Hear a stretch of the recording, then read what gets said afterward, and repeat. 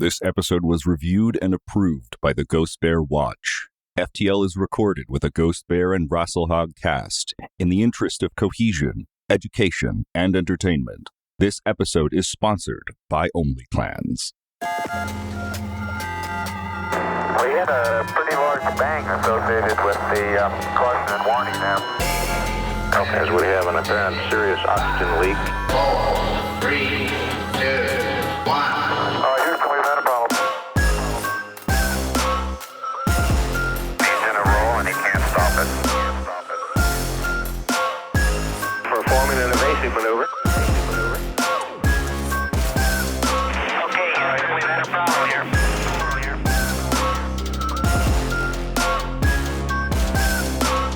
I think we need to do a little more all-weather testing.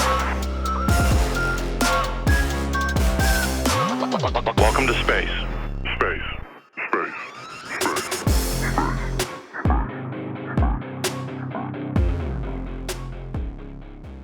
Hello, listener, and welcome to Failure to Launch, the Naval History Datacast, where we take you through all the mistakes, failures, and explosions that have made modern stellar travel possible. We are, as always, your hosts, Quinn, Scientist Cast. Chris Jorgensen, Mech Warrior. Esteemed warrior of the clan Ghost Bear. And Chris Christensen, reluctant bondsman. No, bondholder. Yeah, bondsman is correct. I'm your bondholder. You're my little goob. You know, I captured you. I hate you. I hate you so much. I believe Okay. it's what the kids call a pog champ. My little pug champ. You're my little Okay. pog champ. You're my Brackets little logistics legal. truck driver pod champ. And today, we have a special episode for you. We are going to be talking about the Tatsumaki, a Kuritan warship class rushed into service following Operation Revival. And for that, we have brought on one of the Inner Sphere's foremost historians, Randolph P. Checkers. Dr. Checkers is a military historian and mercenary from Van Zandt whose work covers not only the history and development of battle mechs and other military hardware, but the politics, trends, and people that have made those developments happen. Dr. Checkers, thank you for joining this datacast. Thank you, and please bill Comstar for my appearance. I owe them enough money. I don't know if I can redirect the C-bills. They may appear shortly. Either way, the sea bills will flow. Excellent. This is an episode that I think we and our listeners, Clanner or Spheroid, have been very excited for a while, both to talk to you and to talk about something that is shared by a lot of the listeners of this show. Kurita fucking up. I live This for is it. all I live for. I'll agree with it if I'm paid to. I'm slipping a couple thousand in there just for that sentiment alone. Getting paid by the bit. Isn't that what a war is? Yeah, I think so. Now, And is No, I'm supposed to vehemently disagree. Damn it. the war is honorable. I'm supposed to vehemently disagree. Yeah, it's clan what warrior is a aspect. datacast but a war of the waves? Do podcasts have to follow Zellbriggen? I would hope not. They would be fairly short and pointless. Our debate structure going strictly back and forth. You are not allowed to make bits about me. We will strictly follow the points. That was not negotiated ahead of time, and my feelings are hurt. I will make bits about you two, however. You can't back out, so no bathroom breaks. We're gonna talk in circles around each other until one of us throws up. Oh, so that's a podcast. Well bargained and done. Now, the period during and immediately after Operation Revival, or the clan invasion as it is called in the Inner Sphere, is incredibly important to the history of space travel in the Inner Sphere. While we in the clans know it as a time of return, liberation, and maybe frustrating failure, to the people of the Great Houses it was almost an apocalypse, and it drove them to desperation. There is an old Terran saying, "Necessity is the mother of invention," and while I may find that sentiment a little vulgar, the point still stands. Operation Revival pushed the Great Houses to extreme lengths to try and match the skill and quality of the clan Tumans at war. Some of this was successful, most of it less so. Though it only entered service with the Draconis Combine Navy 7 years after the Battle of Tukayid and the end of the invasion, the Kuritan Tatsumaki Class warships are a prime example of how not to design a spacecraft. They were rushed, they were faulty by design, They were manufactured by possibly the most unsafe and shoddy shipyard in human history, and the program had to deal with our favorite thing on this show, Great House politics. And glass houses, the clans fight about as often as the houses do, and over just as stupid disagreements. I can still enjoy it. Turns out you're simply more structured in it. I appreciate the sentiment. I'm going to issue a bad shell as opposed to I'm just going to send some assassins. Whoa. Assassinations have their places. They tend to solve things better than voting. Quinn. I'm whirling around the thought of Kuritan OKBs. Neg. Put that thought in the chest. It's going away now. I could see that working. All of these different competing, utterly hating each other design bureaus in the DCMS military. Neg, that could work. What you're describing is the military-industrial complex and the game of jump rope that occurs whenever money is involved. Absolutely. Slightly breaking character, but it's kind of funny because at least with the OKBs in the Soviet space program, they didn't really have the excuse of, I mean, they were competing for like funding, but they didn't really have the money angle to them. They just hated each other. It was hate for the love of the game. Yeah.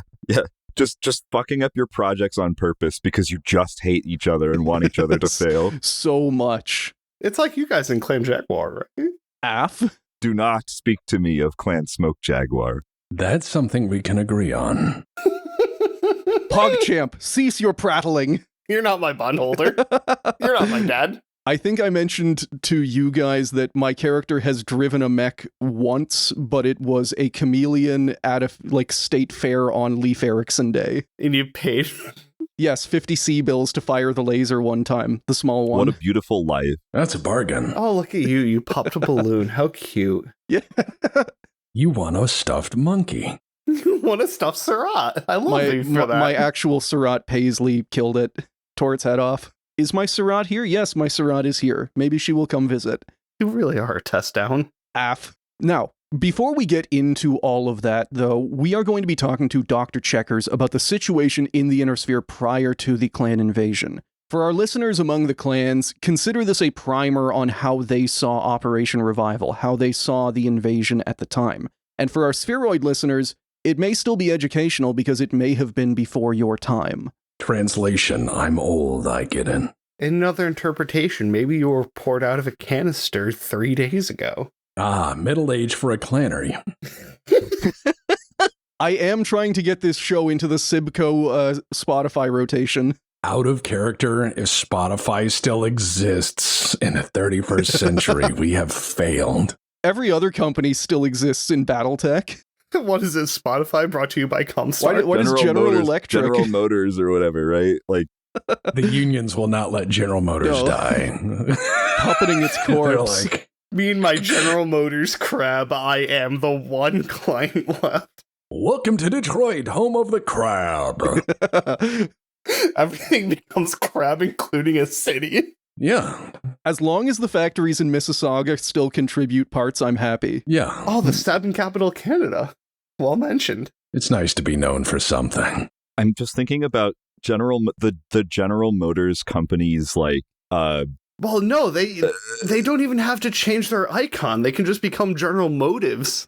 Mm. I'm just thinking about the ship of Theseus of this company, right? Like it's first of all, since it is a car company, I prefer the term whip of Theseus. Ooh, like it. Yes, Chris. Yeah, Chris. What kind of car would Theseus drive? You're the car guy here. Oh God, no. Theseus would drive like a 92 Camry that's on its third engine. The driveline's completely replaced. The suspension. I was thinking Chevy Celebrity, with every door being a different color. Ooh, I have one up for that. Consider the every body panel is a different color, but it's a Chevy S10. I've seen that. I've driven that. That's a life lived. That is a vehicle that wants a sweet embrace of death, but you have denied it 30 times over. No, my friend. You have more road to drive. Screams and car. Screams. It is not yet your time. flames burst from the hood. What is it? The ultimate deep cut screams an Iron Duke. Yeah.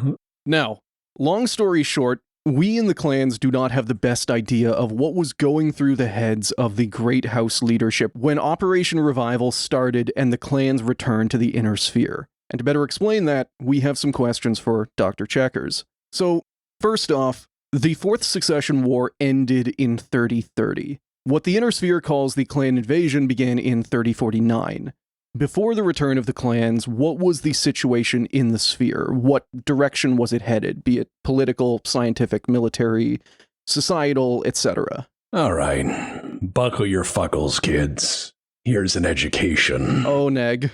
Let's do the political side of things first. So, Merrick being Merrick, it was fighting itself in the Endurian Crisis, which was your typical Merrick Civil War. Or as the Inner Sphere proverb goes, the worst threat to a Merrick is a Merrick. Glory to Merrick. They were a bit busy with what we shall call internal security concerns, all the while being worried about this whole big clusterfuck of a thing called the Federated Commonwealth.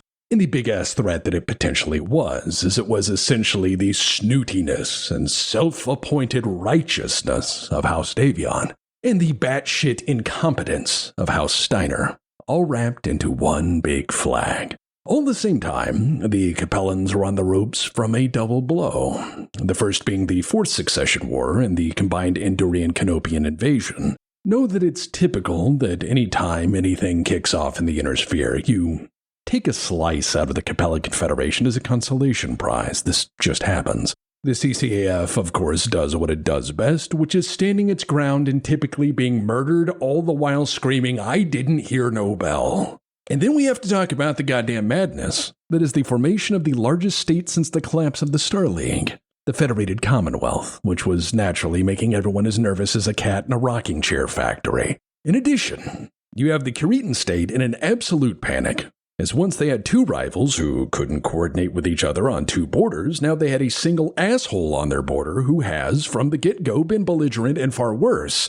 All their gear was falling behind technologically due to the insanity of 4 succession wars stripping away some of their best shit. So, this forced their hand into accepting Comstar mediation regarding the ornery Scandinavians in the Rasselhag military district. In short, the Dracs take material and intel as payment for ceding territory they once held so dearly in order to create a buffer state against the Steiner adventurism, as well as agreeing to having the comm guards stationed in their military districts. Now, this was a multi-part question. So, as far as the societal situation, while the stellar monarchies, feudalistic nation-states, and petty tyrannies of the Inner Sphere do not hold the people they govern as serfs in the traditional sense of feudalism, with most people being quite free to do as they please with all of the problems that may entail. For the most part, to travel from planet to planet or system to system, the underlying economy of interstellar FTL often precludes all but the richest or most advantage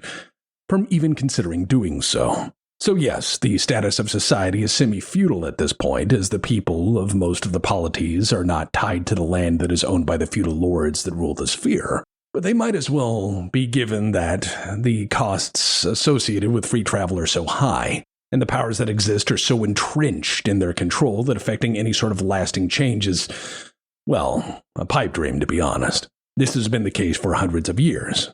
People are used to the status quo. They accept it. Rumors of a unified sphere or ideas as grand as some great and decent superstate are largely mythos, at best. Equal parts lore and mythology. A callback to what once was, and may never be again. All the same, though there is some actual progress by this point, the Helm Memory Corps has done a very good job at bolstering the domestic weapons production in various industries which make that possible of the Inner Sphere across once many lost or considered dead technological arenas. And at the same time, it has done very little to better the lives of the average civilians of the great nations. That being said, new jobs, new money, economy line go up. Across it all, it is more or less the status quo. Most planets that trade hands during the conflict are taken, retaken, repatriated, and conquered again and again in a cycle of capture the flag on interstellar scale. Most of these planets have populations that either leave, if even they can, or recognize that the new boss is pretty much the same as the old, with daily life trudging on with just a smattering of simmering resentment. that occasionally calls for a riot duty contract befitting, well, your helpful local mercenaries.